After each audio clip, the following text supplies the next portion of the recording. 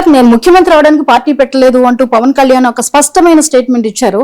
అంటే deputy chief minister రావడానికి మాత్రమే పార్టీ పెడతారనుకోవాలా? ఒక ముఖ్యమంత్రి అయిపోవచ్చు అన్న ఆలోచనతో పెట్టలా. సార్ ఈ స్టేట్మెంట్ మనం చూస్తే ముఖ్యమంత్రి అవడానికి పార్టీ పెట్టలేదు అనేది ఆయన ఇక్కడ స్పష్టంగా చెప్పినటువంటి పరిస్థితి. అంటే ఒక డిప్యూటీ చీఫ్ మినిస్టర్ రావడానికి మాత్రమే ఈ పార్టీ పెడతారా? అంటే నేను ముఖ్యమంత్రి అవడానికి పార్టీ పెట్టలేదు, నేను గెలవటానికి మ్యాచ్ ఆడడం లేదు, నేను లాభాలు సంపాదించడానికి వ్యాపారం చేయడం లేదు, నేను కస్టమర్లను రావటానికి నేను షాప్ పెట్టలేదు, వ్యూస్ కొరకు, రెవెన్యూ కొరకు, సబ్స్క్రైబర్ల కొరకు నేను యూట్యూబ్ ఛానల్ పెట్టలేదు, నేను గెలవడానికి ఎలక్షన్లో పోటీ చేయలేదంటే ఏమన్నా అర్థం ఉంటుందా చెప్పండి మీరు? సో మనము రాజకీయాల్లో ఉన్నది ఎందుకు? రాజకీయాల్లో ఉన్నదే ఆయన నేను చెప్పిన మొత్తం బయట కూడా చూశాను. అంటే సమాజం పైన ప్రభావము చూపాలి కొరకు పార్టీ పెట్టాను అన్నారు. సమాజం పైన ప్రభావము అత్యధికంగా చూపాలంటే ముఖ్యమంత్రి కావాలి కదా.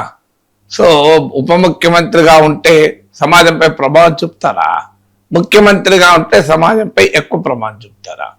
మరి సమాజంపై ప్రభావం చూపడమే లక్ష్యమైతే ముఖ్యమంత్రి పదవి వద్దని ఎందుకు రక్కోవాలి? నాకు అర్థం కాని విషయం. సో అదే సమయంలో మీకు సమాజంపై ప్రభావం చూపాలి అనుకుంటే రాజకీయ పార్టీ పెట్టాల్సిన అవసరం లేదు. ఒక వ్యాపార సంస్థ సమాజంపై ప్రభావం చూపెట్టచ్చు. టాటాస్ ఉన్నది, టాటా సమాజంపై ప్రభావం చూపలేదా? టీసీఎస్ సమాజంపై ప్రభావం చూపలేదా? లేదా సమాజంపై ప్రభావం చూపాలంటే ఒక పెద్ద విద్యా సంస్థ పెట్టవచ్చు. ఇప్పుడు Birla institute of technology and sciences ఉంది, బిట్స్, అది బిర్లాలది. వాళ్ళ సమాజంపై ప్రభావం చూపడం లేదా?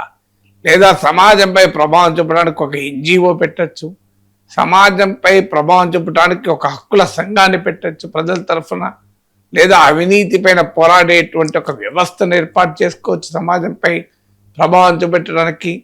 సో యాక్టివిజాన్ని ఎంచుకోవచ్చు. ఇలా సమాజంపై ప్రభావం చూపడానికి సనాతన ధర్మ పరిరక్షణ సంస్థను పెట్టి దాని కొరకు పనిచేసుకోవచ్చు. ఇన్ని రకాలుగా సమాజాన్ని ప్రభావం చూపెట్టవచ్చు. సమాజాన్ని ప్రభావం చూపెట్టడానికి రాజకీయ పార్టీ ఒక్కటే మార్గం కాదు. సమాజంపై ఇప్పుడు ప్రభావం చూపెట్టడానికి అనేక మార్గాలు ఉంటాయి. పార్టీ పెట్టేది అది రాజకీయం. పార్టీ సన్యాసుల మఠం కాదు. రాజకీయాలు అనేది సన్యాసం కాదు. మీకు రాజకీయ నాయకుడు సర్వసంగ పరిత్యాగ కాదు. ఏముంది, మనము పుట్టేది, చనిపోయేది, పుట్టప్పుడు ఏమైనా తీసుకెళ్తామా? జీవితంలో ఈ భవబంధాలు ఎందుకు అంటే ఎట్లది? అది నాయకుల లక్షణాలే కాదు కదా. నాయకుడు అనే వ్యక్తి ఖచ్చితంగా పదవి కొరకే నిలబడాలి. ఎందుకొరకు? ఆ పదవి ఉంటేనే కదా ప్రజలకు పనిచేసేది. లేదంటే ప్రజలకు ఎలా పనిచేస్తారు పదవులే లేకపోతే? లేకపోతే నువ్వు ఓకే, ఇప్పుడు సినిమాల ద్వారా ప్రభావం చూపుతావు, మీడియా ద్వారా ప్రభావం చూపుతావు, ఒక స్వచ్ఛంద సంస్థ ద్వారా ప్రభావం చూపుతావు, that is a different story. లేదా పేదలకు స్కూళ్ళు పెట్టు. పవన్ కళ్యాణ్ తన ఈ రాజకీయ పార్టీ పైన పెట్టిన ఖర్చుతోని తన అభిమానులను కూడా విరాళాలు అడిగి, ప్రభుత్వాన్ని కూడా సహకారాన్ని అడిగి, ఇలా పేద బిడ్డలకు నాణ్యమైన చదువు పెట్టేది ఒక 1000 స్కూళ్ళు పెట్టు, ఒక ఆసుపత్రులు పెట్టు. అది సమాజంపై ప్రభావం కాదా? ఏది లేకపోతే చెట్లు నాటే కార్యక్రమం చేపట్టారు. చెట్ల రామయ్య ప్రభావం చూపెట్టలేదా? ఇలా మదర్ తెరసా ప్రభావం చూపలేదా? సమాజంపై ప్రభావం చూపటానికి మీకు చిప్కో ఉద్యమ నాయకుడు బహుగుణ ప్రభావం చూపలేదా? నర్మదా బచావ్ ఆందోళన మేధా ఫాట్కర్ ప్రభావం చూపలేదా? ప్రభావం చూపటానికి రకరకాల పద్ధతులు ఉంటాయి. కానీ రాజకీయ వ్యవస్థ ద్వారా ఎన్నికల్లో అధికారంలోకి వచ్చి ప్రజల జీవితాలను మార్చగలిగినంత ప్రభావం ఏ రంగంలో చూపెట్టలేరు.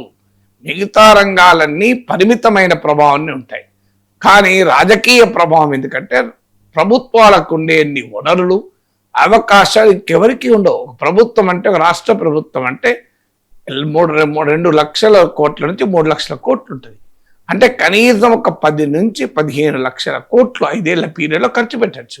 మీరు ఏ స్వచ్ఛంద సంస్థ అయినా, ఏ వ్యాపార సంస్థ అయినా, గౌతమ్ అదానీ అయినా, ముఖేష్ అంబానీ అయినా, తాను ముఖ్యమంత్రిగా ఉన్న 5 ఏళ్ల పీరియడ్లో 10 లక్షలు 15 లక్షల కోట్లు ప్రజల కొరకు ఖర్చు పెట్టగలిగే సామర్థ్యం ఉంటుందా? అందుకొరకే ముఖ్యమంత్రి ఎక్కువ ప్రభావం చూపెట్టచ్చు. అది అందరికీ అలాంటి అవకాశాలు కూడా ఉండవు. కానీ పవన్ కళ్యాణ్ నేను ముఖ్యమంత్రి అవ్వడానికి పార్టీ పెట్టలేదు, మరి దేని కొరకు పార్టీ పెట్టినట్టు? నేను ఎన్నికల్లో పోటీ చేస్తానికి పార్టీ పెట్టలేదు. ఎన్నికల్లో పోటీ చేయకపోతే పార్టీ ఎందుకు పెట్టుడు? నేను ఐపీఎల్ టీం కొన్నది క్రికెట్ ఆడటానికి కాదు. నేను ఆడా క్రికెట్. నేను ఐపీఎల్ కలకత్తా నైట్ రైడర్స్ కొని నేను అందరికి డబ్బులు ఇచ్చి మ్యాచ్ ఆడయ్యా. అవసరం లేదు మ్యాచ్ నేను మ్యాచ్ గెలవడం కొరకు పెట్టలేదు. ఐపీఎల్లో మ్యాచ్ ఆడడానికి కూడా పెట్టలేదు. కేవలం నాకు షోక్ ఉన్నది కొనుక్కున్నా అంటే ఏం చేస్తారు? కలకత్తా నైట్ రైడర్స్ అవుతారా? ఏమవుతారు వాళ్ళు? సన్ రైజర్స్ అవుతారా? సన్సెట్ అవుతారు. సో అందువల్ల ఇదే విచిత్రమైనటువంటి స్టేట్మెంట్. ఒకే రాజకీయాలు అనుకూలించలేదు, నేను ముఖ్యమంత్రి కాలేకపోయాను, నేను నాకు ఎమ్మెల్యేనే గెలవలేకపోయాను, కనీసం కూటమి కట్టడం వల్ల డిప్యూటీ చీఫ్ మినిస్టర్ అయ్యాను, మన రాజకీయాల్లో ముఖ్యమంత్రి పదవి రావడానికి ఇప్పుడు అవసరం కూడా లేదు, నాకు చంద్రబాబు నాయుడు నాయకత్వంలో పనిచేస్తున్నాను, రాష్ట్రానికి సమయం వచ్చినప్పుడు చూద్దాం అనడం వేరు.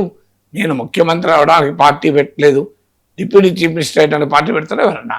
సో నాకు అక్కడ సరిపోతుంది డిప్యూటీ చీఫ్ మినిస్టర్, నాకు చీఫ్ మినిస్టర్ అయ్యే ఆసక్తే లేదు. అలాంటప్పుడు పవన్ కళ్యాణ్ వెనకాలండి నాదెలా మనం డిప్యూటీ చీఫ్ మినిస్టర్ చేయొచ్చు కదా. పవన్ కళ్యాణ్ అసలు పదవి తీసుకోకుండా పార్టీ అధ్యక్షుడిగా ఉండి కందుల దుర్గేష్ను డిప్యూటీ సీఎం చేయొచ్చు కదా, పడైపోతుంది కదా. ఎందుకు మన పవన్ కళ్యాణ్ ఉండాలి? నీకు ఆసక్తే లేదు కదా, నీకు పదవిలో ఇంట్రెస్ట్ లేదు. సో ముఖ్యమంత్రి ఆసక్తి లేదు, డిప్యూటీ చీఫ్ మినిస్టర్ కూడా అవసరం లేదు, పార్టీ ప్రెసిడెంట్గా ఉంటాడు, ఏముంది, పార్టీ కోసం సేవ చేస్తాడు, సమాజంపై ప్రభావం చూపుతుంటాడు పార్టీ ద్వారా. అసలు నీకు ఎక్కువ సమయాన్ని కేటాయించవచ్చు కదా ప్రభావం చూపెట్టడానికి. పార్టీ నాయకుడిగా పదవులకు దూరంగా ప్రజలకు దగ్గరగా ఉండడమే నాకు తెలుసు అన్నాడు మీకు లోక్ నాయక్ జయప్రకాష్ నారాయణ్. జయప్రకాష్ నారాయణ ఎమర్జెన్సీ వ్యతిరేక ఉద్యమం నడిపి సమాజంలో గొప్ప ప్రభావం చూపాడు, కానీ ఆయన పదవి తీసుకోలేదు. ఆయన కావాలనుకుంటే 1977లో ప్రైమ్ మినిస్టర్ కాకపోయేవాడా? నాకు అవసరం లేదన్నాడు.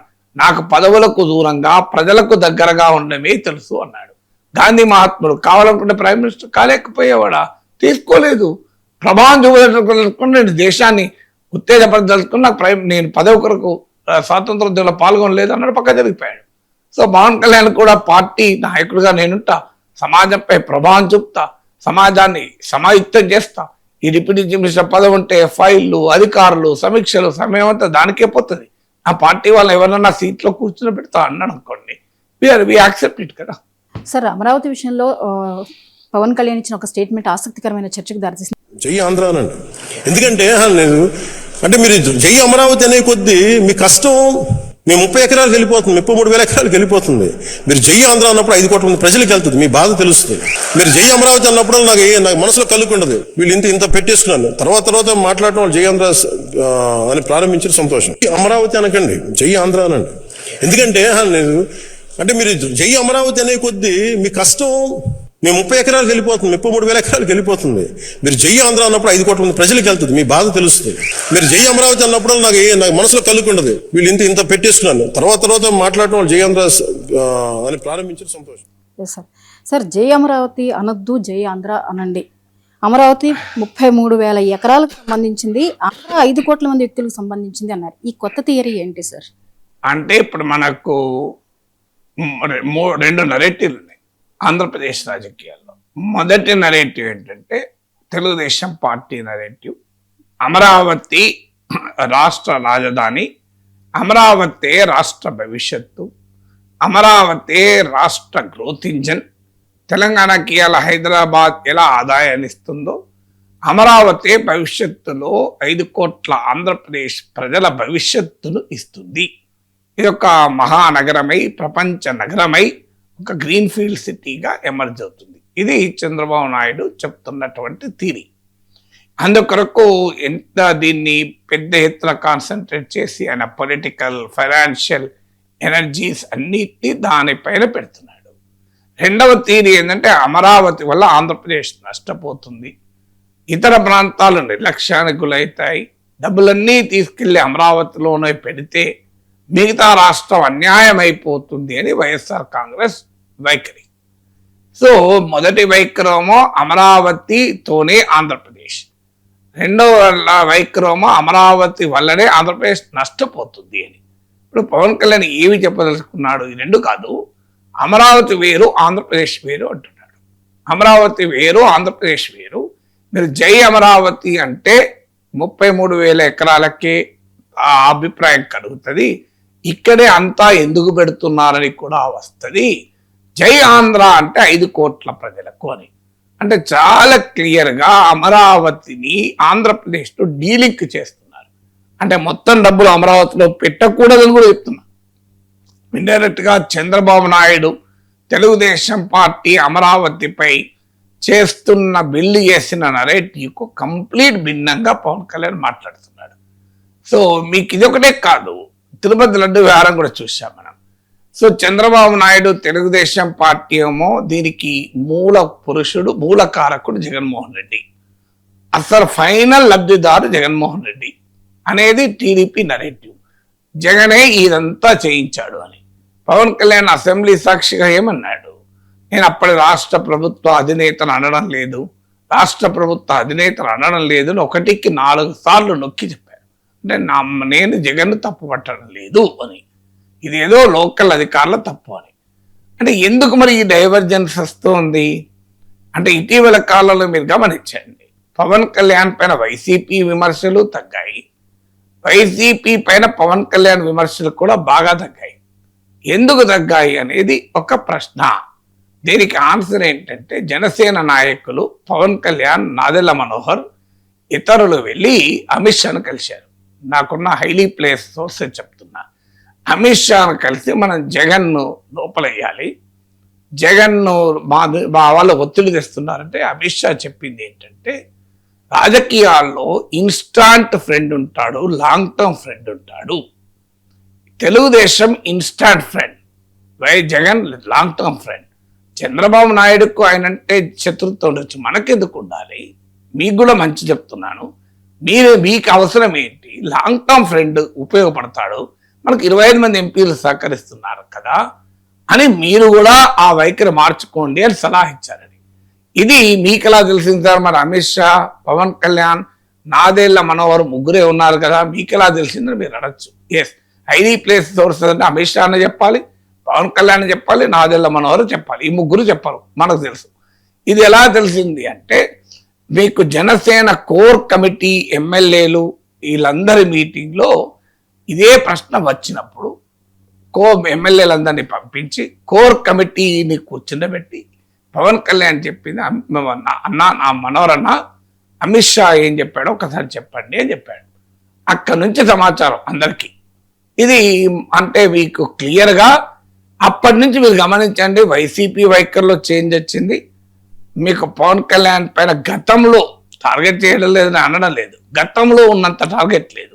పవన్ కళ్యాణ్ కూడా పదే అసెంబ్లీలో లడ్డు విషయంలో నేను జగన్ తప్పు పట్టడం లేదు, లడ్డు విషయంలో జగన్ తప్పు పట్టడం లేదు అని మాట్లాడారు. ఇప్పుడు ఏకంగా అమరావతి ఆంధ్ర వేరు, తెలుగుదేశం నరేటివ్ కంప్లీట్ విరుద్ధం కదా. జై అమరావతి జై ఆంధ్ర విడగొట్టి చూడకూడదు అనే కదా చెప్పింది. అమరావతితోనే ఆంధ్రప్రదేశ్ భవిష్యత్తు ముడిపడి ఉందని చెప్పారు కదా. ఇప్పుడు ఏమంటున్నారు? అమరావతి అని అనకూడదు, ఆంధ్ర అనాలి. అంటే ఎక్కడో ఒక చోట పవన్ కళ్యాణ్ డిఫర్ అవుతున్నాడు. అంటే అమరావతి పైన అత్యధిక కేంద్రీకరణ 2019 లాగా మీకు దెబ్బతింటామేమో అనే అనుమానం పవన్ కళ్యాణ్ కలుగుతుంది అనేది అర్థమవుతుంది క్లియర్గా. ఇది 2014-19 మధ్య కాలంలో కూడా కంప్లీట్ చర్చ అంతా అమరావతి చుట్టే తిప్పారు. అయినా 2019లో 23 సీట్స్కు తగ్గడమే కాకుండా అమరావతి ప్రాంతంలోని తాటికొండ, మంగళగిరి సీట్లలో కూడా టీడీపీ ఓడిపోవడమే కాకుండా సయాన మంగళగిరిలో లోకేష్ ఓడిపోయాడు. మరి అమరావతి నరేటివ్ అద్భుతమైన రాజధాని అనేది ఎందుకని 2019లో టీడీపీని గెలిపించలేకపోయింది? వాస్తవంగా రాజధాని అంశం ఒక ముఖ్యమైన అంశం. 2014లో చంద్రబాబు నాయుడు జగన్ పైన 2% మార్జిన్తో గెలవడం, కానీ అప్పటికిప్పటికి తేడా ఉంది. 2014-19 మధ్య కాలంలో నీకు రంగుల చిత్రాలు మీకు అలాగే టెంపరీ కన్స్ట్రక్షన్స్ తప్ప మిగతా యాక్టివిటీ లేదు. ఇప్పుడు 2024 నుంచి మిగతా యాక్టివిటీ కూడా వస్తుంది. మీకు కన్స్ట్రక్షన్ యాక్టివిటీ పెరుగుతోంది, మీకు ఇన్ఫ్రాస్ట్రక్చర్ డెవలప్మెంట్ పెరుగుతోంది, పర్మనెంట్ ఐకానిక్ టవర్స్ కన్స్ట్రక్షన్ పెరుగుతోంది. అందువల్ల అప్పట్లాగా ఇదేదో భ్రమరావతి అని అనటానికి అవకాశమే లేదు. ఇప్పుడు యాక్చువల్గా గ్రౌండ్ మీద జరుగుతుంది. అందువల్ల మరి అయినా అమరావతి వల్ల నష్టమవుతుందని ఎందుకు అభిప్రాయం వస్తుంది? దీనికి కారణం ఏంటంటే ఆ కేంద్రీకరణ మిగతా ప్రాంతాల్లో ఎలినేట్ చేస్తుందా, ఉత్తరాంధ్రలో రాయలసీమలో ఏమైనా నెగిటివ్ అవుతుందా అని. అయితే అమరావతిని రాజధానినే దెబ్బతీసి అమరావతిని ఘోరంగా టార్గెట్ చేసి వైసీపీ కూడా నష్టపోయింది. అంటే ప్రజలు బ్యాలెన్స్ కోరుతున్నారు, ప్రజలు ఎటు ఎక్స్ట్రీమ్ కూడా ఆశించడం లేదు.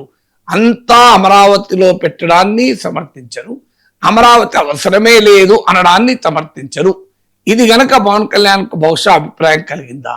అందువల్ల అమరావతిని కంప్లీట్ గా టార్గెట్ చేసి వద్దనుకోని జగన్ దెబ్బతిన్నాడు, అమరావతి మాత్రమే కావాలనుకోని చంద్రబాబు దెబ్బతిన్నాడు 2019లో.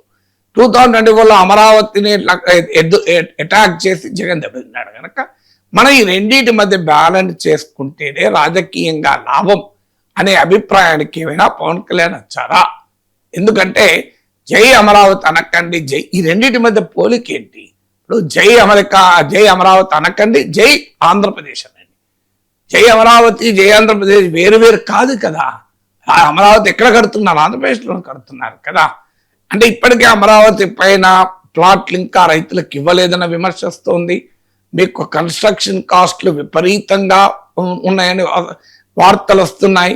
ఆఖరికి ఇటీవల డీజిల్ కూడా సామాన్య ప్రజలకు అందకుండా అమరావతిలో కాంట్రాక్టర్లకు డైవర్ట్ చేసింది అన్నది కూడా పెద్ద విమర్శకు దారి తీసింది. అసలు ఇవన్నీ కూడా అమరావతి కాకుండా మిగతా ప్రాంతాల అభివృద్ధి దెబ్బతింటదా అనే అనుమానాలు వ్యక్తమవుతున్న కాంటెక్స్ట్ ఇవన్నీ చూసిన తర్వాత ఇప్పుడు మళ్ళీ సెకండ్ పోలింగ్, థర్డ్ పోలింగ్, ఇంకెన్ని పోలింగ్ ఉంటో తెలియదు. ఆ రోజేమో 33,000 ఎకరాలతో అద్భుతమైన ప్రపంచ స్థాయి రాజధాని కడతామన్నారు. ఇప్పుడేమో అది మున్సిపాలిటీకే సరిపోతుంది అంటున్నారు. సో ఇవన్నీ కూడా అమరావతి పైన ప్రజల్లో ప్రశ్నలు లేవనెత్తుతున్నాయి. కనుక టీడీపీకి తగిలే రాజకీయ బిల్లు జనసేన కూడా షేర్ చేసుకోవాల్సి వస్తుంది. కనుక తాను లింక్ అవుతున్నాడా? నేను ముందే చెప్పాను అమరావతి, జై అమరావతి అనద్దని అనేటువంటి స్టాండ్ ఏమైనా పవన్ కళ్యాణ్ తీసుకుంటున్నాడా అని. లేకపోతే దీని వివరణ ఏంటి? అమరావతి వేరు, ఆంధ్రప్రదేశ్ వేరు అని ఎందుకు చెప్తున్నారు? జై అమరావతి అంటే అక్కడే పెడుతున్నారన్న భావన కలుగుతుంది. జై ఆంధ్రప్రదేశ్ అనాలి అని ఎందుకు అంటున్నాడు? అమరావతి లేని ఆంధ్రప్రదేశా, అమరావతి ఉన్న ఆంధ్రప్రదేశా, అమరావతి ఆంధ్రప్రదేశ్ విడగొట్టగలమా అనే చర్చకు దారి తీస్తుంది కదా. సార్, సీఎం చంద్రబాబు నాయుడు రాష్ట్రంలో పడిపోతున్న జనాభా వృద్ధి రేటుని అరికట్టేందుకు కొన్ని ప్రోత్సాహకాలు ప్రకటించారు. నర్సన్నపేట బహిరంగ సభలో కోసం నేను పనిచేశాను. ఒకప్పుడు కుటుంబ నియంత్రణ కోసం నేను పనిచేశాను.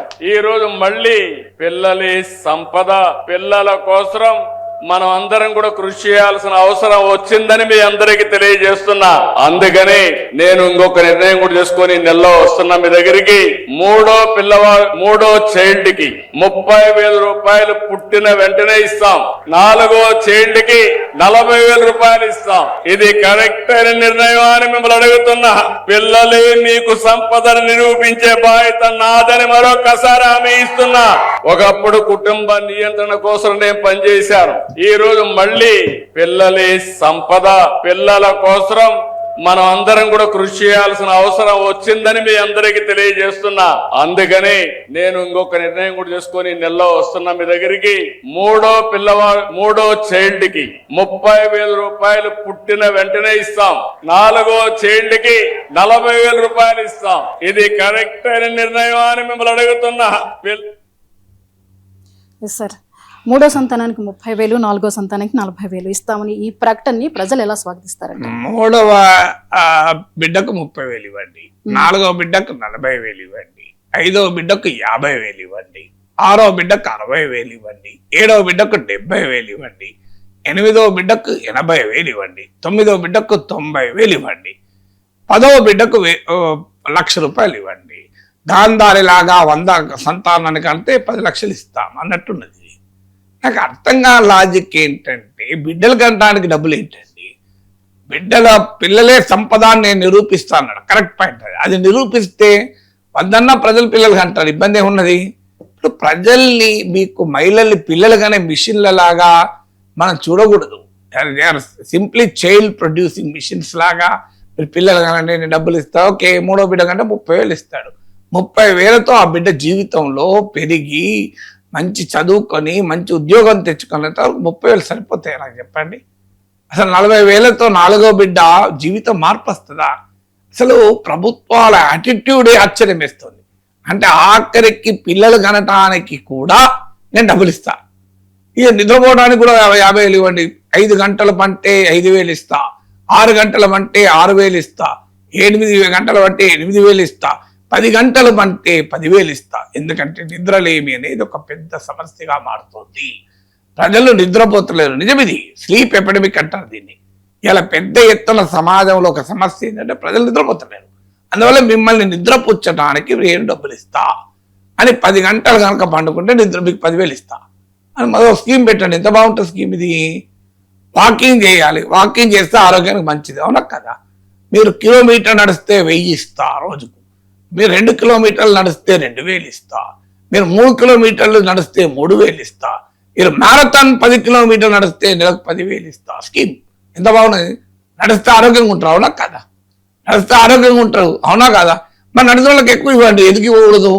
నడిచిన వాళ్ళకి ఇవ్వండి, నిద్రపోతే ఆరోగ్యంగా ఉంటారు. మంచి సౌండ్ స్లీప్ సర్వరోగాలకు పరిష్కారం కదా. మరి నిద్రపోయినందుకు డబ్బులు ఇవ్వండి. ఈ ధోరణే సరైనది కాదు అంట. మీరు బిడ్డ పుడితే డబ్బులు ఇస్తా అనేది కాదు. ఓకే, ఇస్తారు. రేపు ఎట్లా మళ్ళీ? అసలు పిల్లలే సంపద, అది కరెక్ట్. పిల్లలు సంపద అంటే పుడితేనే సంపద కాదు, పుట్టడంతోనే సంపద కాదు. మీకు 11th 5-year ప్లాన్ డాక్యుమెంట్లో మాట అంటాడు, India is enjoying the demographic dividend. అంటే యంగ్ ఏజ్లో ఎక్కువ పాపులేషన్ మన దేశానికి ఉంది. వీళ్ళకు నాణ్యమైన చదువు, ఆరోగ్యము, నైపుణ్యము, మంచి ఉద్యోగము ఇవ్వగలిగితే it will be a demographic dividend. లేకపోతే డెమోగ్రఫిక్ నైట్ మేర్ అవుతుంది అని చెప్పాడు. అందువల్ల మీకు డెఫినెట్గా జనాభా పట్ల ఒకప్పటి వైఖరి ఇప్పుడు కరెక్ట్ కాదు. ఒకప్పుడు జనాభా అంటే భారమని, జనాభా అంటే అభివృద్ధికి ఆటంకమని, జనాభా అంటే వనరుల వృధా అని భావించేవాళ్ళు. ఇప్పుడు జనాభా అనేది, పాపులేషన్ అనేది భారం కాదు. పాపులేషన్ అనేది హ్యూమన్ రిసోర్స్. ఎందుకంటే ఇది నాలెడ్జ్ ఎకానమీ. మోర్ జనాభా ఉంటే మోర్ హ్యూమన్ రిసోర్సెస్. మనుషులు మీకు ఉత్పాదకత పెరిగింది కనుక, మనుషులు ఎప్పుడైతే ప్రొడక్టివిటీ పెరిగితే నీకు ఆటోమేటిక్గా ఒక చెట్టు ఉంటే 100 మామిడికాయలు వస్తాయి, 10 చెట్లుంటే ఖచ్చితంగా 1000 మామిడికాయలు వస్తాయి. ఒకప్పటిలా కాదు కాన్సెప్ట్ ఇప్పుడు.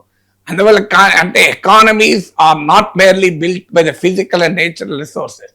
Economies in the knowledge based global societies are increasingly built upon human resources అని world bank knowledge based global societies అన్న రిపోర్ట్లో చెప్తుంది. ఆర్థిక వ్యవస్థలు సహజ వనరులు పైన మాత్రమే ఆధారపడి లేదు, సహజ వనరులు భౌతిక సంపద పైన మాత్రమే ఆధారపడి లేదు. ఆర్థిక వ్యవస్థలు విజ్ఞానాధారిత విశ్వ సమాజంలో మానవ వనరుల ఆధారంగా నిర్మితమవుతున్నాయి. Knowledge is the bedrock of development అంటది. కరెక్ట్ అది. ఇవాళ ఆంధ్రప్రదేశ్ ఉన్న ప్రత్యేక పరిస్థితి ఏంటి? టోటల్ ఫెర్టిలిటీ రేట్, TFR అంటారు. TFR అనేది రిప్లేస్మెంట్ లెవెల్ కన్నా కిందికి పడిపోయింది. రిప్లేస్మెంట్ లెవెల్ అంటే ఏంటి అంటే, మీకు పుట్టేవారి కన్నా చనిపోయేవారు ఎక్కువ మంది ఉంటే జనాభా తగ్గిపోతూ ఉంటుంది. ఇప్పుడు ఆ సిచ్యువేషన్ ఆంధ్రప్రదేశ్ వచ్చింది. దీనివల్ల చంద్రబాబు నాయుడు చెప్తున్నది కరెక్ట్. దీనివల్ల యంగర్ పాపులేషన్ తగ్గిపోతారు, డిపెండెంట్ పాపులేషన్ తగ్గిపోతారు. అందువల్ల సమాజం మొత్తం మీద చూసినప్పుడు ఇది కరెక్ట్ డయాగ్నోసిస్. కానీ కేవలం పిల్లలు పుడితేనే అయిపోతుందా? మీకు చంద్రబాబు నాయుడు అనాల్సింది ఏంటంటే, మీ 3వ బిడ్డకు నాణ్యత కలిగిన, ప్రమాణాలు కలిగిన, నా మనమనికి ఏ రకమైన చదువు ఇస్తున్నానో మీ 3వ బిడ్డకు కూడా చదువు చెప్పే బాధ్యత నేను తీసుకుంటాను. మీ 4వ బిడ్డకు కూడా చదువు చెప్పించడమే కాదు, నా మనమనికి ఎలాంటి చదువు చెప్పిస్తున్నా అట్లాంటి చదువు చెప్పడమే కాకుండా, ఏ ఆరోగ్య పరిస్థితి వచ్చినా నాలాంటి వాళ్ళు ఏ హాస్పిటల్లో ట్రీట్మెంట్ పొందుతారో ఆ రకమైన ట్రీట్మెంట్ ఇప్పిస్తా. ఇది చెప్పాలి. ఇది చెప్పితే అప్పుడు నీకు కరెక్ట్. 3వ బిడ్డ 30,000 ఇచ్చి చేతులు దులుపుకుంటా, 4వ బిడ్డకు 40,000 ఇచ్చి చేతులు దులుపుకుంటా, ఆ తర్వాత బిడ్డలు ఎవడు తెచ్చాలి? ఇవాళ మీకు ఒక కుటుంబము మొదలు ఒకటి చెప్పాలి. మీకు 4 బిడ్డలుంటే నేను 4 రూమ్ల గది ఇల్లు కట్టిస్తాను చెప్పండి. I will appreciate. ఫస్ట్ ఆ పని చేయండి. 40,000 30,000 కాదు, మీకు మూడు ముగ్గురు అంటే 3 గదుల ఇల్లు కట్టిస్తా. 4వ బిడ్డ పుడితే 4 గదులు, కనీసం 4 గదులు కాదు 3 గదులు ఉండాలి కదా 4 బిడ్డలకు. ఇప్పుడు మా తల్లిదండ్రులు ఒక గదిలో ఇద్దరు బిడ్డలు ఉండాలి. హాస్టల్ నుంచి ఉంచలేం కదా ఇట్లా.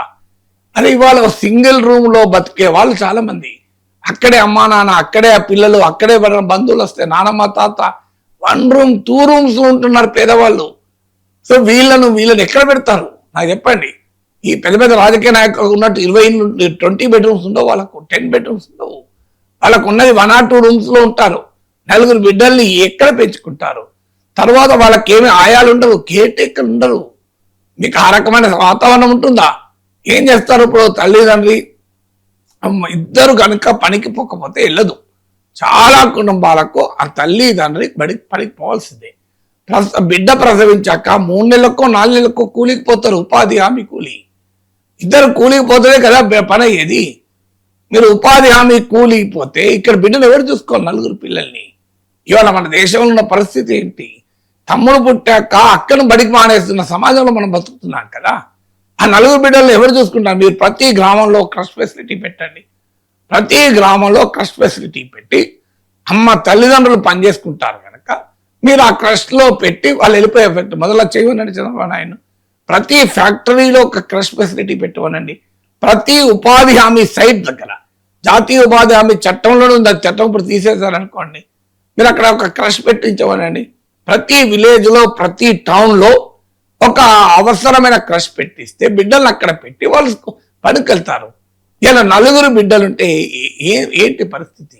ఎవరు చూసుకోవాలి బిడ్డల్ని? ఈ ఇద్దరు పనికి పోతారు, ఎవరు చూసుకుంటారు? మన పెద్ద డబ్బున వాళ్ళ ఇళ్లలో లాగా ఇద్దరు కేర్ టేకర్లను పెట్టి ఆయాలను పెట్టి పెంచలేరు వాళ్ళు. పాపం క్రష్ లో పెట్టి డబ్బులు ఇవ్వలేరు కదా, వాళ్ళు కూలి పని చేసుకున్న వాళ్ళే కదా.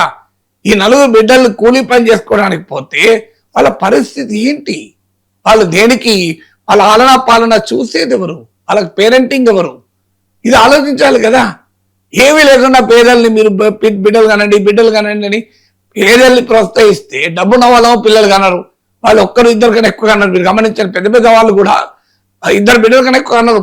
1,000 కోట్లున్న వాళ్ళు, 100 కోట్లున్న వాళ్ళేమో వాళ్ళు 2 కాదు 4 కాదు 20 మంది పిల్లలు కన్నా పెంచుకోగలరు. నాకు ఆ కెపాసిటీ ఉంటుంది. 20 మందికి 20 మంది ఆయాలను పెట్టగలుగుతారు, 10 మందికి 10 మంది ఆయాలు ఉంటారు. వాళ్ళు మాత్రం కనరు. మీరు పెద్ద పెద్ద పారిశ్రామికవేత్తలు చూడండి, పెద్ద పెద్ద వాళ్ళందరినీ చూడండి, మీరు వాళ్ళు మాత్రం కనరు. పేదవాడిని కనమంటారు. ఎందుకు? మీకు చీప్ లేబర్ దొరుకుతుంది ఫ్యూచర్లో. అంటే అందరూ కూలి పని చేసుకోవాలి. ఇప్పుడు ఒక్కరే తల్లిదండ్రి 2 పిల్లలు ఉంటే 4 కూలి పని చేసుకుంటారు, ఇప్పుడు 6 కూలి పని చేసుకుంటారు. అది కాదు కదా. ఇక పిల్లలకు మంచి చదువు ఇవ్వగలిగితే, నేను చాలాసార్లు ఈ ఉదాహరణ చెప్పాను, వారికి ఒక్కడే బిడ్డ ఉంటారు, ఇంకొకరికి 4 పిల్లలు ఉంటారు. 4 పిల్లలు బాలమా అంటే ఒక ఉదాహరణ చెప్తాను. ఆ ఒక్కడే బిడ్డ వాడు ఇంటర్మీడియట్ ఫెయిల్డ్. ఈ 4 పిల్లలు ఉన్న తల్లిదండ్రులు ఒక IIT, ఒక IIM, ఒక all India institute of medical sciences, ఒక IAS. ఏమైనా భారం ఉన్న 4 పిల్లల వల్ల? ఎలాంటి భారం లేదు. కానీ ఇందులో రివర్స్ ఎగ్జాంపుల్ చెప్తాను మీకు. ఒకరికేమో 4 పిల్లలు, ఒకడు 10th ఫెయిల్, ఒకడు ఇంటర్ ఫెయిల్, ఒకడు బీకామ్ ఫెయిల్, ఇంకోటి BA చేశాడు, ఉద్యోగం లేదు. 4. ఇంకొకరికి ఒక్కడే బిడ్డ, వారు IITలో చదివాడు, IIMలో చదివాడు, ఇప్పుడు IASలో టాపర్. ఇప్పుడు ఒక్క బిడ్డ ఉన్నవాడి జీవితం ఎంత బాగుంది, 4 బిడ్డలు ఉన్న జీవితం ఎంత బాగుంది? రేపు ఈ పరిస్థితి ఎవడు బాధ్యత? అందువల్ల మీరు ప్రతి ఒక్క బిడ్డకు మీకు మంచి హౌసింగ్, మంచి ఇల్లు, వాళ్ళకు మంచి బడి, మంచి ఆసుపత్రి, ఒక పిల్లల క్రష్ ఫెసిలిటీ, ఇవన్నీ మీరు ఇవ్వండి. మంచి నైపుణ్యము వాళ్ళకి మీరు ఒక అవసరమైతే రెసిడెన్షియల్ స్కూల్ పెట్టండి. వాళ్ళ కంప్లీట్ బాధ్యత మీరు తీసుకోండి. పిల్లల బాధ్యత మీరు కనండి, మేము ప్రభుత్వం పోషిస్తుంది అని బాధ్యత తీసుకోండి. మీరు ప్రభుత్వం 30,000 చేతులు చూసుకుంటామంటారు. మీరు గమనించండి, 3వ బిడ్డ పడితే 30,000 ఇస్తారు, 4వ బిడ్డ పడితే 40,000 ఇస్తారు. ఇంకేమియా? మీ దాంట్లో మీరే సావాలి జీవితం అంతా. ఇది కాదు కదా. మీరు కనండి, మీరు పెంచండి, వాళ్ళ ఖర్చు అంతా మేము ఇస్తాం అని ప్రభుత్వం స్కీమ్ పెట్టండి. ప్రతి బిడ్డ జీవితానికి ఎంత ఖర్చు అయితే అంత మేము ఇస్తాం భరోసా. అప్పుడు అభ్యంతరం లేదు. కానీ అది ఉండకుండా మీరు పేదల పైన భారాలు మోపేటువంటి ఈ జనాభా విధానం ఏంటి? ఎవరు చెప్పారండి?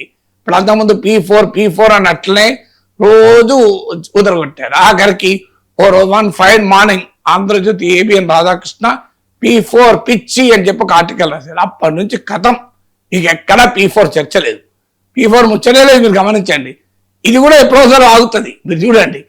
లేకపోతే మాత్రం ఇది ఖచ్చితంగా పేదల పైన భారం అవుతుంది. అందువల్ల డయాగ్నోసిస్ కరెక్ట్, జనాభా డెమోగ్రఫిక్ గా కొత్త ప్రాబ్లం వస్తుంది, కానీ ప్రిస్క్రిప్షన్ అది వెరీ వెరీ బ్యాడ్ ప్రిస్క్రిప్షన్ కదా. సార్, ఒక మీడియా సంస్థ నిర్వహించిన సదస్సులో సీఎం రేవంత్ రెడ్డి మాట్లాడిన అంశాలు ఆసక్తికరంగా ఉన్నాయి. ఒకసారి బయట చూద్దాం సార్. ఈ రోజు కూడా నేను చెప్తున్నా 34 వరకు నేను ఉంటా. Confidence sir? నేను ఈరోజు నీ ముందర చెప్పిపోతున్నావు, నువ్వు దాచిపెట్టుకో. ఓకే, 34 తర్వాత నేను జాతీయ రాజకీయాలు పోయినప్పుడు ఆ రోజు వచ్చి నువ్వు అడుగు. నువ్వు ఆ రోజు చెప్పి 34 వరకు ఇక్కడ 34 వరకు స్టేట్ పాలిటిక్స్. 34లో గెలిస్తే కూడా రేవంత్ రెడ్డి సీఎంగా ఉండరు, వెళ్ళిపోతారు. 34 తర్వాత మొత్తం 100% సీట్లు గెలిపించి కాంగ్రెస్కి అధికారం ఇచ్చినా కూడా నేను ముఖ్యమంత్రి పదవి తీసుకోను. నేను తర్వాతి తరానికి బదిలీ. చాలా పెద్ద స్టేట్మెంట్ ఇస్తున్నారు సార్. పెద్ద స్టేట్మెంట్ నీకు చెప్తున్నా, అందుకే నీకు చెప్పాలని నీకు చెప్తున్నా. సో మీరు నాకు 2006లో జెడ్పీటీసీగా ఉన్నప్పుడు ముఖ్యమంత్రి అవుతా అని చెప్పారు. ఇప్పుడు ముఖ్యమంత్రిగా ఉన్నారు, జాతీయ రాజకీయాల్లోకి వెళ్తా అని చెప్తున్నారు. జాతీయ రాజకీయాల్లో ఏ చైర్ కోరుతున్నారు, ఏ చైర్ కోసం అనుకుంటున్నారు? రాహుల్ గాంధీని ప్రధానమంత్రిగా కూర్చోబెట్టి ఆ తర్వాత ఏ చైర్ ఇస్తే ఆ చైర్లో కూర్చుంటా. జనసేన అనేది ఒక రోజులో పుట్టింది కాదు, ఒక 25 ఏళ్లుగా నాలో రగులిన ఒక ఆలోచనలకి ప్రతిరూపం. నేను ఏ స్థాయి నాయకుడిని అవ్వాలని ఆస్తి జనసేన పార్టీ పెట్టలా, ఒక ముఖ్యమంత్రి అయిపోవచ్చు అన్న ఆలోచనతో పెట్టలా. ఒక పార్టీని పెడితే ఎంత సమాజంలో ఎంత మార్పు తీసుకురాగలం. 2034 వరకు తానే ముఖ్యమంత్రి అని రేవంత్ రెడ్డి అంటున్నారు. ఇటు చూస్తే ముఖ్యమంత్రి అవడానికి పార్టీ పెట్టలేదని పవన్ కళ్యాణ్ స్పష్టంగా చెప్తున్నారు. ఏంటి సార్ ఈ వైఖరి? మీకు అందుకే ఒక 20 years వెనక్కి వెళ్దాం, జస్ట్ 20 years. 2006 తీసుకుందాం. 2006కు who is Revanth Reddy, who is Pavan Kalyan? Just compare. Revanth Reddy ఒక రైతు బిడ్డ, పాలమూరు మహబూబ్నగర్ నుంచి వచ్చిన ఒక పెద్ద నేపథ్యం ఉన్న బిడ్డ ఏం కాదు, సాధారణ రైతు బిడ్డ. ఆయన ఒక జెడ్పీటీసీ, పోనీ ఎలక్షన్స్ గెలిచి ఒక జెడ్పీటీసీ. 2026లో ఆయన సీఎం. పవన్ కళ్యాణ్ 2006లోనే ప్రముఖ నటుడు, 2006లో కూడా ప్రముఖ నటుడు. 2009లోనే యువరాజ్యానికి నాయకుడిగా చిరంజీవి తర్వాత అంతటి పాపులర్ క్యాంపెయినర్ కదా 2009లో, మనకు గుర్తుంది కదా. 2006 నాటికి మెగా ఫ్యామిలీలో చిరంజీవి తమ్ముడుగానే కాదు, ఒక పవర్ స్టార్గా తెలుగు ప్రజలందరి అభిమానాన్ని పొందిన ఒక గొప్ప నటుడైన చిరంజీవికి తమ్ముడే కాదు, చాలా గొప్ప నటుడు పవన్ కళ్యాణ్. మరి రేవంత్ రెడ్డి సీఎం అయ్యాడు, పవన్ కళ్యాణ్ డిప్యూటీ సీఎం దగ్గర ఆగాడు. ఎందుకు తేడా ఏంటి? మరి స్టార్ట్ అయిన జర్నీ ఎక్కడ, ఇప్పుడున్న డెస్టినేషన్ ఎక్కడ? అలాగే మీకు 2006లో జెడ్పీటీసీ అయ్యాడు రేవంత్ రెడ్డి, 2006లో. 2007లో ఎమ్మెల్సీ అయ్యాడు, 2009లో ఎమ్మెల్యే అయ్యాడు, 2019లో ఎంపీ అయ్యాడు, 2024కి వచ్చే వరకు సీఎం అయ్యాడు, 2023కి వచ్చే వరకు సీఎం అయ్యాడు. అంటే చూడండి, జెడ్పీటీసీ టు సీఎం ట్రాన్సిషన్లో ఒక ఎమ్మెల్యేగా గెలిచాడు, ఎమ్మెల్సీగా గెలిచాడు, ఎంపీగా గెలిచాడు. పవన్ కళ్యాణ్ ట్రాన్సిషన్ 20 years చూడండి. ప్రజారాజ్యం ప్రచారానికి మాత్రమే 2014లో అసలు ఎన్నికల్లోనే పోటీ చేయలేదు, 2019లో 2 సీట్లకు పోటీ చేస్తే ఒక్క సీటు కూడా గెలవలేదు, తానే ఎమ్మెల్యేగా గెలవలేదు. 2024కి వచ్చే వరకు అది కూడా కూటమి కడితే, విడిగా కాదు, డిప్యూటీ సీఎం కాగలిగాడు. మరి ఇద్దరి starting point Pawan Kalyan is much ahead. అంటే ఒక అతను గ్రౌండ్ మీద ఉంటే, రేవంత్ రెడ్డి గ్రౌండ్ మీద ఉంటే, ఒక 50 అంతస్తుల బిల్డింగ్ ఎక్కే పోటీలో రేవంత్ రెడ్డి గ్రౌండ్ మీద ఉన్నాడు, పవన్ కళ్యాణ్ 30వ అంతస్తులో ఉన్నాడు. పవన్ కళ్యాణ్ 35వ అంతస్తు చేరేలోగా రేవంత్ రెడ్డి గ్రౌండ్ నుంచి 40వ అంతస్తుకు వెళ్ళాడు. ఇది ఎలా జరిగింది? పవన్ కళ్యాణ్ కెపాసిటీలో తక్కువ కాదు, పవన్ కళ్యాణ్కు ఉన్న గ్లామర్లో తక్కువ కాదు, పవన్ కళ్యాణ్కు ఉన్న నాలెడ్జ్ కూడా తక్కువ కాదు. ఇద్దరు నాకు తెలుసు కనుక, ఇద్దరిని గమనిస్తున్నాను కనుక, రేవంత్కి ఎంత అవగాహన ఉందో పవన్ కళ్యాణ్ కూడా అంతే అవగాహన ఉంది, ఏమాత్రం తక్కువ కాదు. Pawan Kalyan is a very knowledgeable man, చాలా మంది ఏదో అనుకుంటారు. మరి వేర్ ఇస్ ద డిఫరెన్స్? ఆ రాష్ట్రం వేరు, ఈ రాష్ట్రం వేరు అని అనుకుంటే అది కూడా నిజం కాదు. నిజం ఏంటంటే ఆస్పిరేషనల్. ఎవరైతే ఆస్పిరేషనల్గా ఉంటారో వాళ్ళు జీవితంలో సక్సెస్ అవుతారు. ఎవరిలోనైతే పట్టుదల ఉంటుందో వారు జీవితంలో సక్సెస్ అవుతారు. నాకు ఆస్పిరేషనే లేదు అని అంటే అది ఏదో పైకి అన్నాడా నిజంగానే లేదో నాకు తెలియదు. పైకి అంటే ఇబ్బంది ఏం లేదు, నిజంగా లేకపోతే మాత్రం చాలా కష్టం. ఎందుకంటే మనిషి జీవితంలో ఆస్పిరేషన్స్ ఉండాలి. నాయకుడు ఆస్పిరేషన్స్ క్రియేట్ చేయాలి. నరేంద్ర మోడీ ఎందుకంత పాపులర్ అయ్యాడు? ఎందుకంటే ఈ క్రియేటింగ్ ఆస్పిరేషనల్ ఇండియన్. అంటే ఒక చాయ్ వాలా ఒక రైల్వే స్టేషన్లో టీ అమ్ముకున్న ఒక సాధారణ పేద బిడ్డ, వెనకబడిన వర్గాల్లో పుట్టిన ఒక బిడ్డ ఇంత భారతదేశంలో ఇలాంటి గొప్ప దేశానికి ప్రధాని కాగలిగాడు. మామూలు ట్రాన్స్లేషన్ కాదు కదా ఈయన. కానీ ప్రధానమంత్రుల కుటుంబంలో పుట్టిన రాహుల్ గాంధీ ప్రధానమంత్రి కాలేకపోయాడు. అది పిల్లల జనానికి ఇన్స్పిరేషన్. అంటే your journey should inspire people. ఇప్పుడు రేవంత్ రెడ్డి అంత క్రేజ్ ఎందుకు వచ్చింది? Revanth Reddy is also like any other political leader. ఆయన ఎదిగిన తీరు, ఫైటింగ్ స్పిరిట్. ఎమ్మెల్యేగా ఓడిస్తే నేను నన్ను ఎమ్మెల్యే ఓడిస్తాను, నేను ఎంపీ అయి చూస్తా అని చెప్పి ఎంపీ అయి కూర్చున్నాడు. అసెంబ్లీ నుంచి పంపించేస్తే మీరు అసెంబ్లీ నుంచి పంపిస్తారా? చూడండి నేను మీకు సీఎం అయి కూర్చుంటాను. సో అది ఆ ఛాలెంజింగ్ స్పిరిట్ అనేది ఉంటేనే మనుషుల్లో ఎక్కడో చోట ఈ లక్ష్యాన్ని పెట్టుకోవాలి, ఈ లక్ష్యాన్ని ముద్దాడాలి. మీకు సత్యానాదెల్లా అంటాడు హైదరాబాద్లో మీటింగ్లో, హ్యావ్ ఎ డ్రీమ్, చేస్ it, constantly improve to achieve the dream అంటాడు. అంటే కలగనండి, ఆ కళను వెంటాడండి, నిరంతరం మీ నైపుణ్యాన్ని, సామర్థ్యాన్ని మెరుగుపరుచుకోండి ఆ కళ సాకారం చేసుకోవటానికి అంటారు. సో ఎప్పుడైనా మీరు జీవితంలో గొప్ప విజయాలు సాధించిన వారే కాదు, చిన్న విజయాలు సాధించిన వారు కూడా చూడండి. Aspirational people will achieve more. అది కెపాసిటీ కాదు. అందుకనే చెప్పాను, రేవంత్ రెడ్డితో పోలిస్తే పవన్ కళ్యాణ్ కెపాసిటీలో ఏ మాత్రం తక్కువ కాదు. కానీ రిజల్ట్ ఎందుకు తక్కువ ఉందంటే ఈ ఆస్పిరేషన్ లేకపోవడం. ఆస్పిరేషన్ లేకపోతే మనిషి సక్సెస్ కాదు. నేను ఒక సాధారణ ఉపాధ్యాయుని బిడ్డ కుటుంబాన్ని, నార్మల్ స్కూల్ టీచర్, రేకుల ఇళ్లలో పెరిగాం. బాబు క్యాంపలో ఒక బెల్లంపల్లిలో ఒక బస్తీలో పెరిగాం. సింపుల్, లిటరలీ బస్తీ. ఒక మా పక్కనే ఒక మురికి వాగుపోయేది. అసలు 4-5 ఇళ్ళకి కలిపి ఒకటే వాష్రూము. చెరువుకు వెళ్ళి బిందె నీళ్ళు తెచ్చుకొని వచ్చేవాళ్ళు. ఎందుకంటే ఆ రోజుల్లో స్కూల్ టీచర్లకు జీతాలు తక్కువ, 4 పిల్లలము, ఆస్తులు లేవు, తాత సంపాదించిన ఆస్తి లేదు. ఇలాంటి పరిస్థితుల్లో మేము చదువుకున్నాం. కానీ ఆస్పిరేషన్ ఇక్కడ దాకా తీసుకొచ్చింది. నేను మాకు మందమర్రిలో మా ఊరు, అక్కడ నుంచి 6 కిలోమీటర్లు మా ఊరు ఎదలాపురం అని. ఆ మందమర్రి నుంచి మేము ఎడ్ల బండి మీద మా మేనత్తు ఉండేది మందమర్రిలో. ఆ ఎడ్ల బండి మీద స్కూల్కి పోయేవాళ్ళం. ఇంటికి మా ఊరికి పోయేటోళ్ళం. పోంగా ఒక కాన్వెంట్ స్కూల్ ఉండే. అలా కాన్వెంట్ స్కూల్లో అందరూ ఇంగ్లీష్ మాట్లాడుతూ మంచి స్కూల్ బ్యాగులు వేసుకొని, టై కట్టుకొని, షూస్ వేసుకొని పోయేవారు. ఇది నేను 5వ తరగతి 6వ తరగతి దాకా రోజు చూశాను. పోయినప్పుడల్లా మా నాన్న మీటింగ్ పోయినప్పుడల్లా నాలో ఒక ఆస్పిరేషన్, నేనెందుకు ఇంగ్లీష్ మీడియం చదవకూడదు. అది ఆ ఆస్పిరేషన్ మా నాన్నకు కూడా ఉండడంతో 7th క్లాస్లో నేను ఇంగ్లీష్ మీడియంలో చేరాను. ఇవాళ ఫైనాన్షియల్ టైమ్స్ లండన్, ప్రపంచంలోనే డొనాల్డ్ ట్రంప్ కూడా రోజు చదివే పత్రిక, అందులో నన్ను కోట్ చేశారు ఒక ఆర్టికల్లో. జాన్ రీడ్ అనే Australian, New Delhi correspondent of Financial Times, just K Nageshwar in Financial Times అని కొట్టండి వస్తుంది. అంటే నా 2024లో మోడీ బీజేపీ బలం 240కి తగ్గిన తర్వాత John Reed Financial Times Delhi bureau chief ఒక ఆర్టికల్ రాస్తే ఆయన దేశంలో 2 జర్నలిస్టులను కోట్ చేశారు. ఒకరు ఎన్ రామ్, హిందూ పత్రిక సంపాదకుడు, దేశంలోనే అత్యంత పాపులర్ జర్నలిస్ట్. సెకండ్ ఒక సామాన్యుడైన నాగేశ్వర్. నేను economic times, Hindu, times of India, Hindustan times, ఇలా భారతదేశంలో అవుట్లుక్, ఫ్రంట్ లైన్ అన్ని ఇంగ్లీష్ పత్రికలు రాశాను. ఎక్కడ సాధ్యమైంది ఇది కేవలం ఒక ఆస్పిరేషన్స్తో సాధ్యమైంది. నేను 1977లో 8th class student. 8th class స్టూడెంట్గా ఉన్నప్పుడు మా ఇంటికి, నాకు అప్పుడు గుర్తు, పేపర్ కూడా రాకపోవు, ఇంగ్లీష్ పేపర్ కాదు తెలుగు పేపర్ కూడా రాకపోవు. నేను ఇంటర్మీడియట్ దాకా నేను ఇంగ్లీష్ పేపర్ చూడలే. ఎందుకో ఆసారి మా నాన్న ఆ ఒక్క వీక్ మాత్రం ఇల్లస్ట్రేటెడ్ వీక్లీ పట్టుకొచ్చాడు.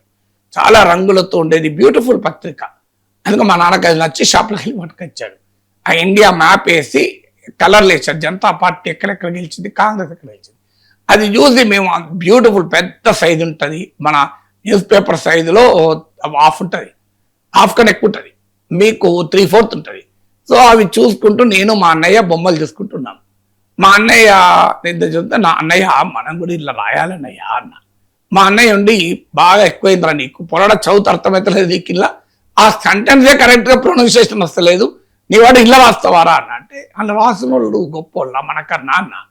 ఇది 75 అన్న, 77లా సరిగ్గా 89-90కి వచ్చే వరకు జస్ట్ 13 ఇయర్స్ 13-14 ఇయర్స్ ఇల్లస్ట్రేటెడ్ వీక్లో ఆర్టికల్ రాసి మా అన్నయ్య కొరియర్లో పంపాను.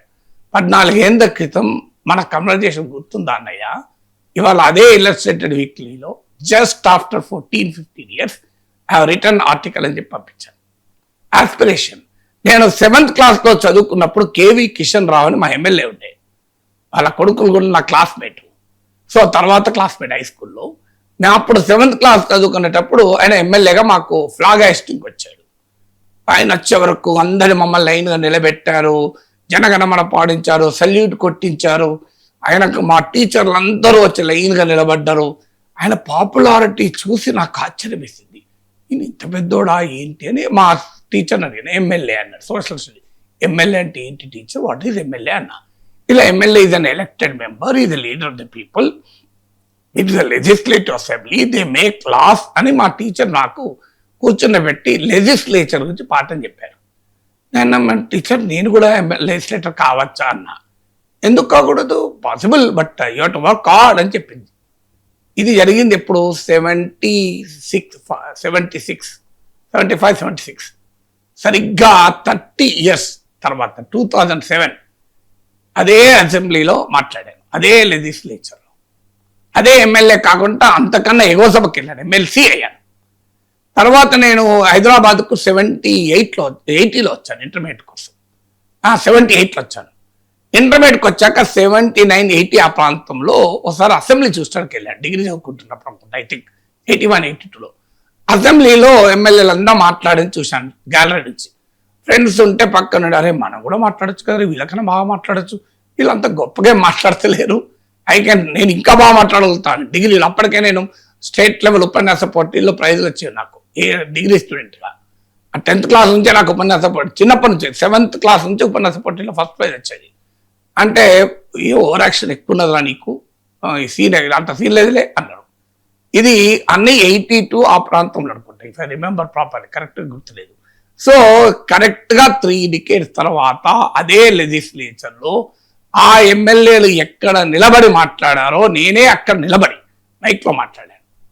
ఇదంతా ఎందుకు చెప్తాను, ఆస్పిరేషనల్. 83-84లో నేను జర్నలిజం చేశాను. 84లో నేను ఇండియన్ ఎక్స్ప్రెస్ పత్రికలో ఇంటర్న్షిప్ చేశాను ఒక జర్నలిస్ట్గా. జిఎస్ భార్గవ అని ఎడిటర్ ఉండే. ఆ జిఎస్ భార్గవకు చాలా పాపులర్ ఎడిటర్లు కదా, మినిస్టర్లు వచ్చేవాళ్ళు, ఆయనతో కలుసుకోవడానికి టాప్ పొలిటీషియన్లు వచ్చేవారు, టాప్ బిజినెస్ మెన్ వచ్చి కలిసిపోయేవారు. ఆ ఆఫీస్లో ఆయన అంటే అందరు గౌరవం ఇచ్చేవాళ్ళు. సో ఈయన చూసి ఎడిటర్ అంటే నేను ఎందుకు ఎడిటర్ కాకూడదు అనిపించింది. ఆఖరికి ఒక రోజు ఉదయాన్నే 7 o'clock ముందు, స్లీపర్స్ కూడా రాకముందు వెళ్ళి ఎడిటర్ రూమ్ తీసి ఆ లోపలికి వెళ్ళి బోల్ట్ పెట్టుకొని ఆ సీట్లో కూర్చొని ఆ పెన్ ఇలా తీసుకొని ఇలా ఆర్టికల్ ఎడిటోరియల్ రాస్తున్నట్టు ఫీల్ అయ్యి, ఆ రోజులో సెల్ఫీ లేదు. ఇది 84లో చేశాను. 2014 30 years నేను ఒక ఇంగ్లీష్ న్యూస్ పేపర్కి ఎడిటర్ అయ్యి సరిగ్గా అప్పుడు పెన్ను పేపర్, ఇప్పుడు కంప్యూటర్ ముందు కూర్చొని ఎడిటోరియల్ రాశాను. ఇలా నేను ఒక 100 ఉదాహరణలు చెప్పగలుగుతాను. అంటే ఎందుకు ఈ మాట మాట్లాడుతున్నాను, 84లో ఇందిరాగాంధీ హత్యకు గురైన రోజు, కరెక్ట్గా ఇయర్ 84 అనుకుంటాను, గుర్తులేదు ఇయర్. సో దూరదర్శన్లో వచ్చారు, ఎవరు మాట్లాడమంటే ధైర్యం చేయలే, నేను పోయి మాట్లాడాను. మాట్లాడిన తర్వాత మా పిల్లలు ఎంతసేపు మాట్లాడాను తెలుసా, 30-40 seconds అంతే. సో మా వాళ్ళు క్లాస్మేట్స్ అంతా ఉండి, అరే బాగా మాట్లాడవు రా అన్నారు. అరే 40 అంత బాగా మాట్లాడినారా అన్న. అవునరా చాలా బాగా మాట్లాడినా అన్నారు. అయితే ఇక మనం పెద్ద పెద్ద టీవీలలో మాట్లాడాలరా గంటల సేపు అన్నా. అంటే నువ్వు ఇదేనా నీతో ఉన్న ప్రాబ్లం, కొద్దిగా మెచ్చుకుంటే ఎక్కడ ఆగవురా నువ్వు, 30-40 సెకండ్స్ మాట్లాడుతూనే ఇంత పెద్ద ఓవర్ యాక్షన్ చేస్తున్నావు అన్నాడు.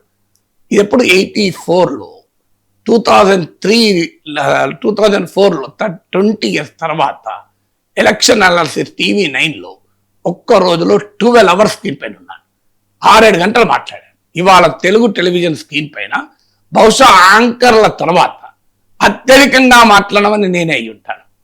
ఇవన్నీ ఉదాహరణలు ఎందుకు చెప్పాలంటే if you're aspirational will grow. నేను ప్రజలకు కూడా చెప్పాలి, ముఖ్యంగా యూత్కు పిల్లలకు చెప్పదలుచుకున్నా, ఆస్పిరేషన్స్ పెట్టుకోండి. నాకు ఇది అవసరం లేదు, అది అవసరం లేదు, అది అనుకుంటే మీరు ఆధ్యాత్మిక జీవితంలో సర్వసంగ పరిత్యాగండి. ఏది నాకు అవసరం లేదు, భావబంధాలతో సంబంధం లేదు, భౌతిక సుఖాలతో సంబంధం లేదు, నేను ఒక భగవంతుని ధ్యానంలోనే బతుకుతాను, అది తప్పేమీ లేదు, అదొక జీవితం. కానీ మనం ఈ సమాజంలో ఉన్నప్పుడు మీ ఆస్పిరేషన్ ఉండకపోతే మీరు గ్రో కారు, దేశము గ్రో కాదు.